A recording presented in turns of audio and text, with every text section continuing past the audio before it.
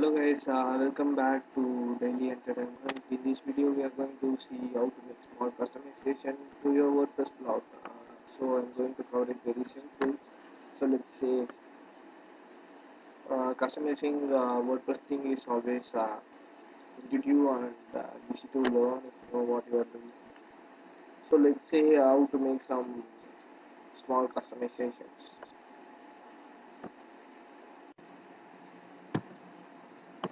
So this is my site and I'm going to tell you how almost everything in WordPress will have the same format. So I'm going to tell how things work out so that you can go and make changes whatever you want. So let's see.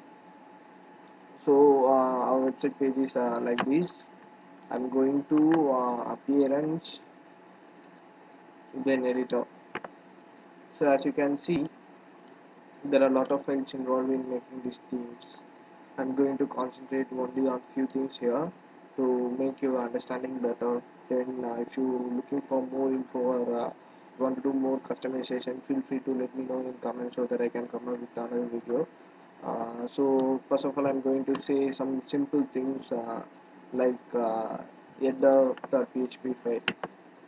So what is this header.php file will do?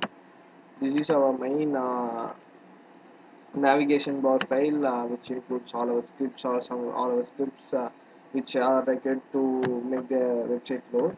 So for example, if you want to make some customizations on this part, you can directly go in and make it out here in header.php file. For example, what they did is like something they have included the scripts functions, then whatever the functions needed for the WordPress. You can see the FB script here, which is pasted by myself. Else to make FB like box all over the pages in my website. Then if I come down, I have also made one changes. As you can see, these things are mixed up with HTML and PHP. So if you make some changes, for example, in this case it will target this code is targeting this. So I want to make something to be appear after this. I can go ahead and add some HTML code here so that it will be appear next to my icon. So as you can see here, we are getting the logo image. So similarly, you can go ahead and find out what are the things happening here using these HTML tags, and then you can do this here by inspect.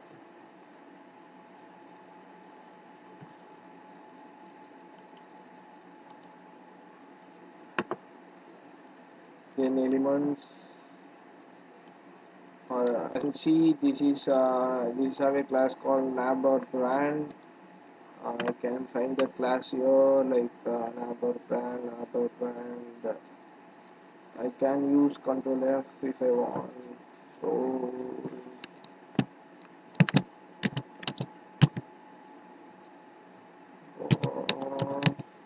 yeah, you can find the nav.brand here.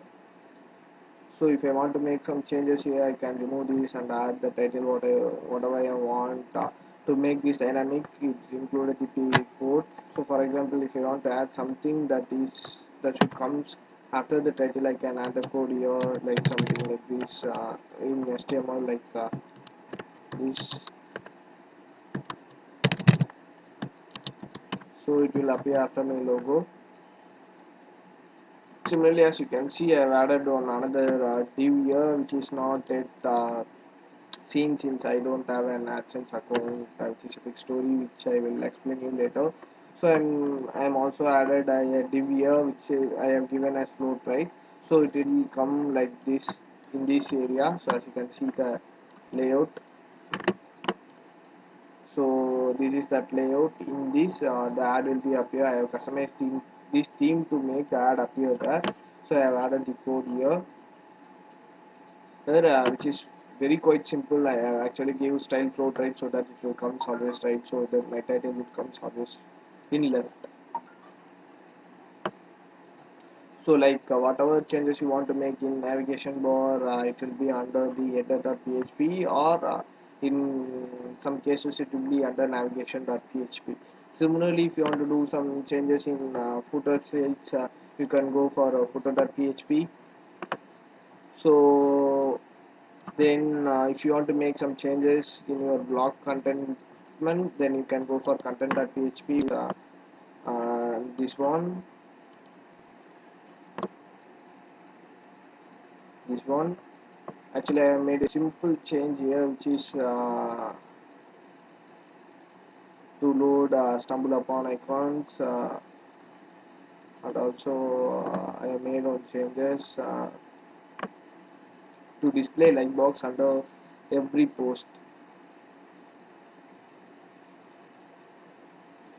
Every post you can see a like box below on that. For that, I will go ahead and change this and added it to the every blog content page, so that adding here it will automatically comes under every blog page, every blog post.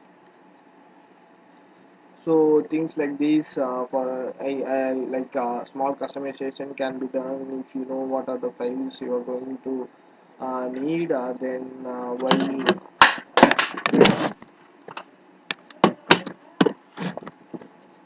then another important thing is, while you make changes, just make sure you are previewing the changes instead of just keep saving it, or else take a backup of the code before you are making some customization.